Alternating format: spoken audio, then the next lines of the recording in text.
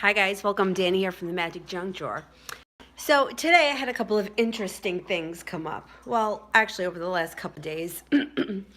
So in this whole law of attraction studying it that I've been doing and working with the different meditations and listening to everybody else's stories on, what they've experienced.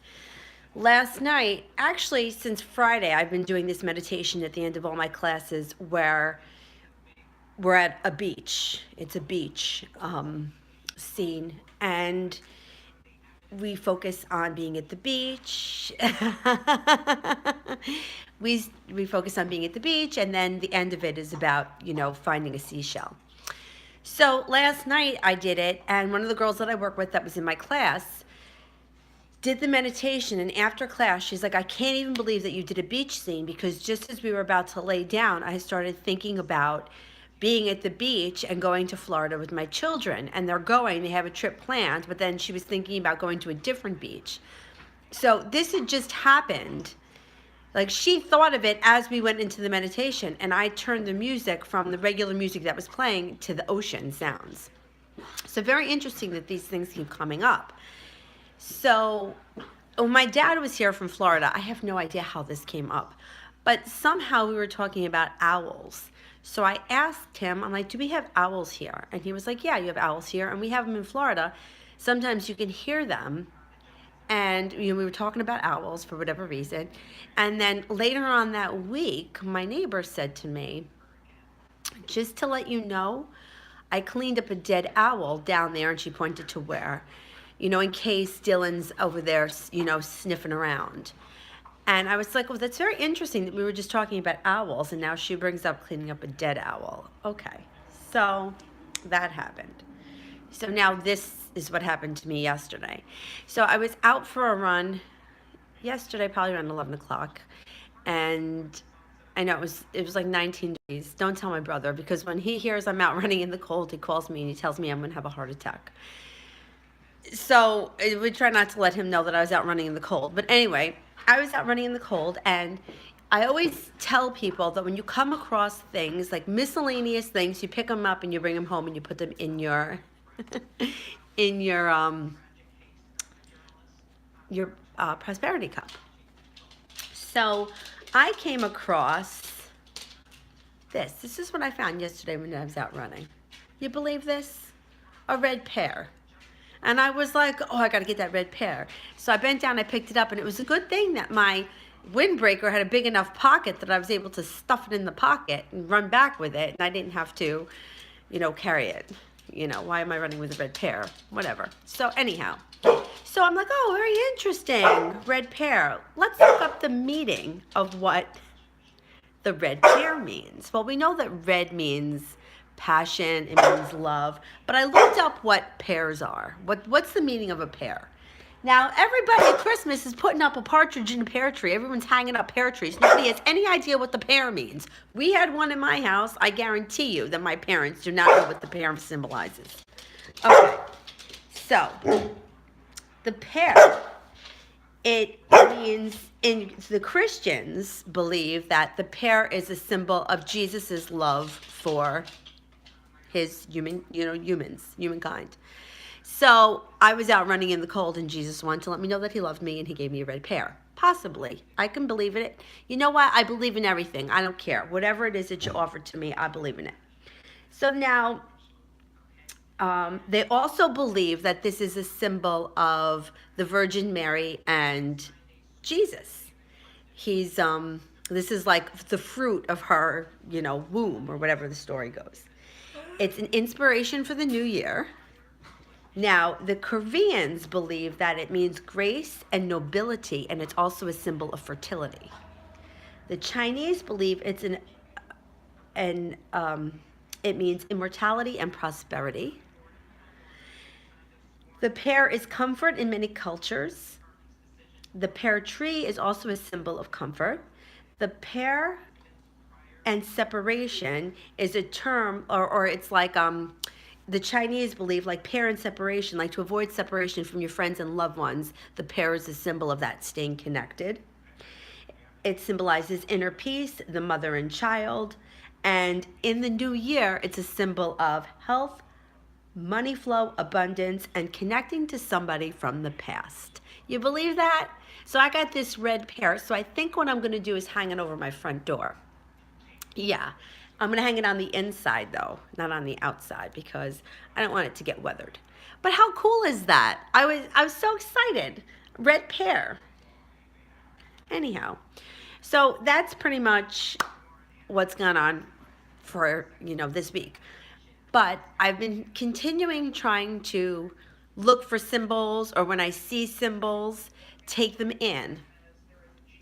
Other things that might be symbolic, I, for some reason, always have noticed license plates and cars. So, for example, my grandfather drove a Nova for many years, and whenever I see a Nova like his, I always think he's around. Um, or if I see his birthday somewhere, or if I'm driving down the street and I come across like a street sign and it has the numbers, like numbers, cars, license plates, those things to me are always symbols. So I take notice of those things, and sometimes I'll write them down so I remember it. Other times I just take notice of it and I'm like, okay, there's a sign. So some of the other things that I've been working on, it is very challenging for me to go out for a run in the cold because I hate cold weather. But to stay motivated, literally, it's a half hour to do 3 miles. By the time you get out there and you start moving, you don't even really feel that it's that cold, and it's done, it's over. You don't have to think about it for the rest of the day. So I had started keto in August, and I didn't lose a ton of weight. I lost a few pounds, but I have to say it's really kept all my cravings at bay. I'm not interested in eating anything crazy, but I'm also one of those people that believes that life is too short not to ever have ice cream again. So for Christmas, I went off. For Thanksgiving, I went off. And I will continue to allow myself to have cheat days because I just think that whatever.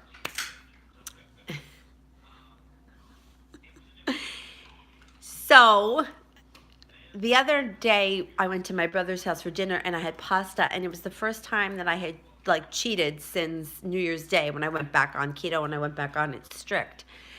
And it was very interesting that the next morning I was very right back on track. Okay, you had your pasta, you ate 3 brownies, and now you're going right back to keto. And I did. So I wanted to get myself back into ketosis as quickly as possible. So I fasted super long yesterday. I didn't eat my first meal until 4 o'clock. I went out for a run. I walked for about 20 minutes in the morning before my first class. I walked just around the studio. I got there early. And then I took 2 yoga classes. And I could tell that by last night I was already heading back into ketosis because you can smell the sweat smells differently. Once you start to get into ketosis, you start to smell a little bit more like ammonia. And it passes. You're not going to smell like ammonia forever. But when you first start to go into it and you start burning through the ketones, you've burnt through all the carbohydrates, you will smell a little bit like, to me, it smells like ammonia. So now I got back yesterday and I feel like I can stick with it. So I think that this is the really, really easiest diet that I have ever been on. And for anybody else that's looking to drop a few pounds or cut out carbohydrates and sugar, which I think that the sugar is the danger if you're getting older and you are a little bit overweight, because it can lead to diabetes. So super easy. You just cut out the sugar, cut out the carbohydrates, and you eat high-fat foods. And you might think that you can eat a lot of them, but I promise you, you can't. When I first started, my go-to meal was ricotta cheese and some berries because I love fruit and I don't want to give up fruit, which is why Atkins never worked for me. It never worked for me anyway because I'm a vegetarian and it just didn't work. But I would mash up some berries and the ricotta cheese, and I thought, oh, I can eat this whole thing. You can't. You get full really quick.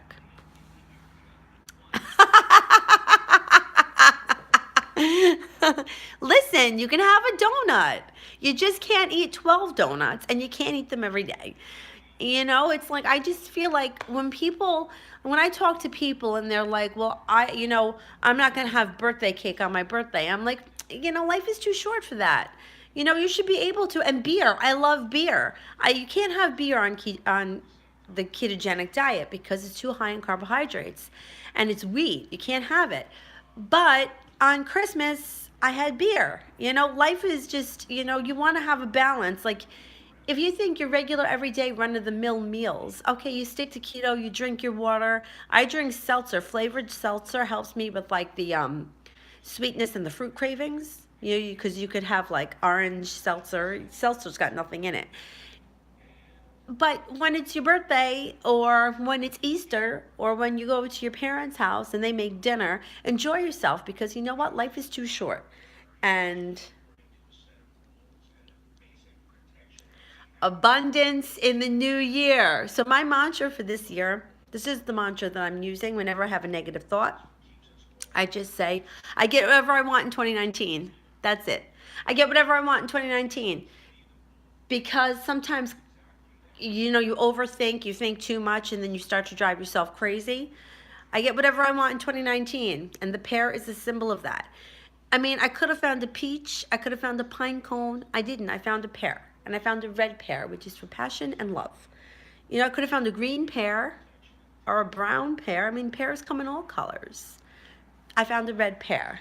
I know, and I snatched that up and stuck it in my pocket. You got to cut out the negative people. You really do, because, or when people start to get toxic, you have to think of it like this. Am I doing something because I want to do it, or am I doing it because I feel guilty? Am I doing it because he wants me to do it? He expects me to do it? Am I doing it because it will make him happy or her happy? Or am I doing it because I want to do it? Whatever it is. Whatever it is. And when people start to get toxic and you're suffering and you can't stop thinking about it and you can't stop talking about it and you're constantly angry, you got to do something about that. Cut them out. You got to cut them out. So let me think. That's pretty much it. That's so much that I had for this week.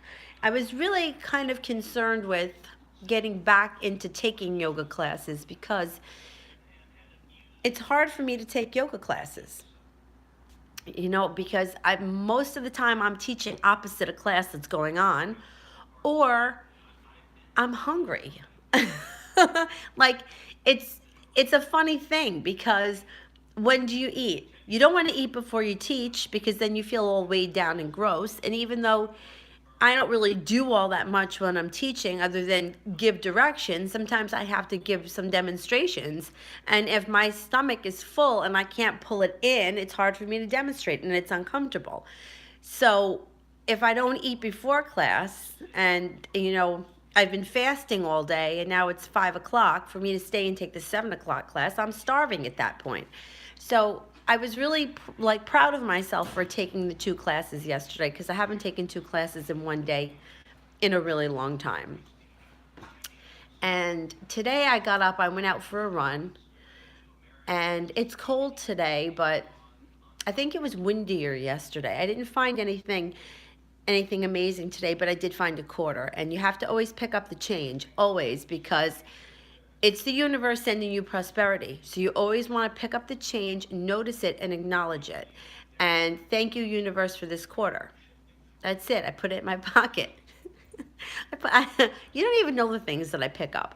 Other things that you could pick up if you're preparing here for a banishing spell. You find rusted nails and bolts and screws all over. You pick them up and you put them in here when you're banishing someone.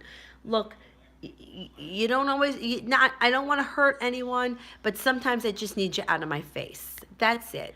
And either you're going to have to get out of my face or something's going to happen that might not be pleasant. And if I have to resort to this is a big jar, and we can put a lot of nuts and bolts in here. I try not to do that, but sometimes you leave me no options. Anyhow, so any other questions or anything that you wanted to discuss? We've been going over a lot in, my one yoga class. They're so cool. They always ask questions about the different colors and the different days of the week. Somebody once said to me, "Oh, I'm surprised to see you in green. I always see you in purple." And I was like, "Oh, that's because you probably always see me on Friday. Friday is the day of Venus, and the color is either like a lilac, or it could even be like an ice blue or white." So on Tuesdays, the color is black and red. Black and red. And I try my best to coordinate my colors with the days of the week. It doesn't always happen. You know, sometimes you're lucky you even got your shoes on the right feet. I mean, you do what you can. But if you wanted to connect with the planetary energy, there are colors that go along with each day. And Monday, being the day of the moon, is white. It could also be lilac. Silver is nice. Tuesday is Mars, which is black and red. Wednesday is the day of communication, Mercury, it's green. Thursday is the day of Jupiter, is yellow.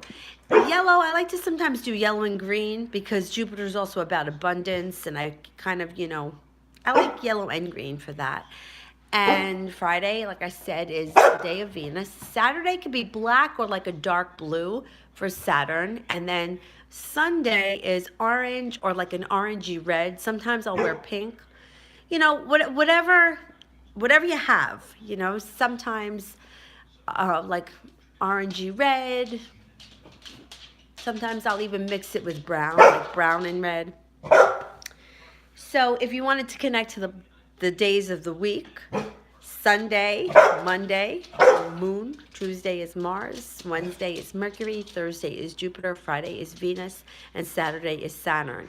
And Saturn is the day that you want to do your banishing spells.